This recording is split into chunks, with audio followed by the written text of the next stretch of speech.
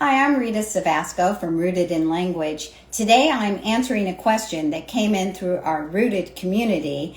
Will a break from Pinwheels over the summer hinder my child's progress? This is a really good question because most of us feel not only that our kids might want some kind of break for summer, but that we would like a break from summer, from our yearly routine as well. And I understand that.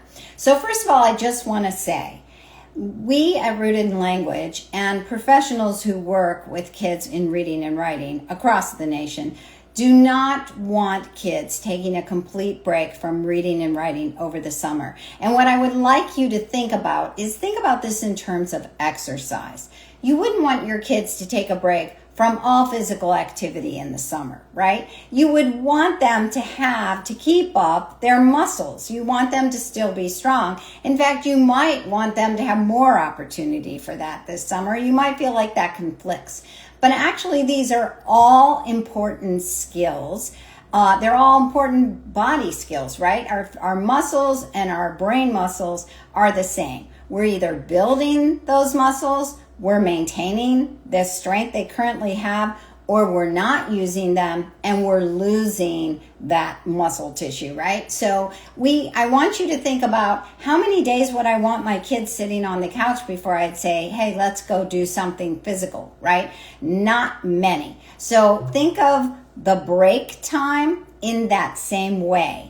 If you'd like to know more about why this is particularly important for kids who are struggling learners, go to our website, go to the resources tab, click on blogs, and put in the search bar, slide into summer. There is a blog that I wrote a few years ago that talks particularly why struggling learners can fall even more behind if they take too much of a summer break. But let's go back to those of you who know you need to do something, but you'd really just like to take a break from your school year routine, which means you mostly want a break from your Pinwheels routine if you're working with Rooted in Language.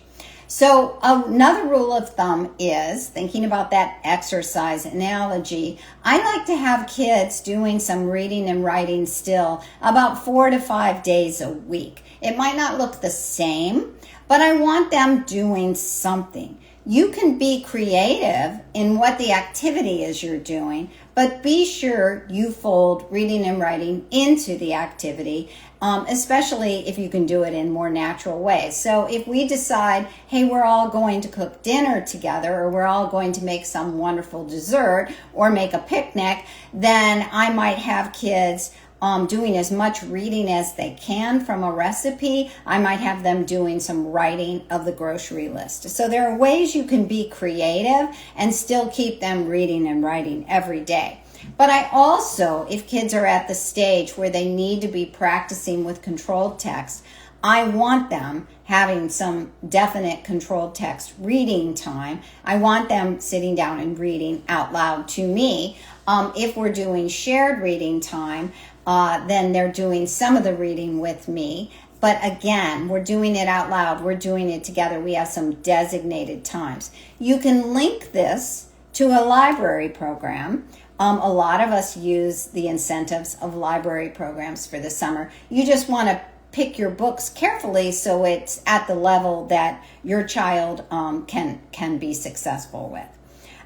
If you're far along in year 2, pretty far along in year 2, maybe you've completed level 3, you could consider switching to the wand for the summer. And the reason I say this is we've priced wand so that level 1 is basically free. Because level 1 of wand, which has 4 levels, level 1 of wand has mostly been absorbed and rewritten by Pinwheels. Wand level 1 would act more as a review, but it would be an opportunity for kids to begin exploring reading uncontrolled text. The writing lessons are way less. The copy work is much smaller. The lesson time is less. It's not as robust as Pinwheels is right now. And so it's kind of an easy way for you to have smaller, shorter lessons in the summer, and they feel a little different. They're completely different kinds of books. Remember that level 1, the level 1 module, when you open that, it has 3 units. And each of those units has a cross-reference guide when you're in that module for that level 1, unit 1, unit 2, or unit 3. Each unit has a cross-reference guide that tells you what is being taught and how that compares to where it is in Pinwheels. So if you want to just kind of quickly be able to think, let's just look at Pinwheels again and show them what they did before, because this is review now, you'll have a sense of that. Again, that guide can be helpful to you. If you've completely finished Pinwheels and you want to start Wand, instead of starting in the fall, you can think of this level 1 as kind of your soft start of Wand, because it is primarily review. So it would keep your kids using their reading writing muscles just enough, and then you're really ready to go into heavier Wand lessons in the fall. And it would give you time to kind of see how Wand works, how you might be working and folding in foundations with it for sure. If you want to keep with Pinwheels, but you would like it to be lighter in the summer, think about what your kids can handle right now in a day and cut that in half, maybe up to 30 minutes. But if all they can handle right now is 30 minutes, you might cut it back. If they can handle an hour's worth of language arts work in a day, you might cut it to 30 minutes. You can take what a day's lessons might be, what's recommended, and cut that in half. Going slower with days off as needed. So I always felt like when I had my kids at home and I had them reading and writing, I would look at my week and I would know which days we could fit in a little bit of work, which evenings we could fit in a little bit of work, and which days were just going to be complete fun. But if we went to the zoo for the day, hey, let's read some of the signs. Let's find some words on signs that you can read with me.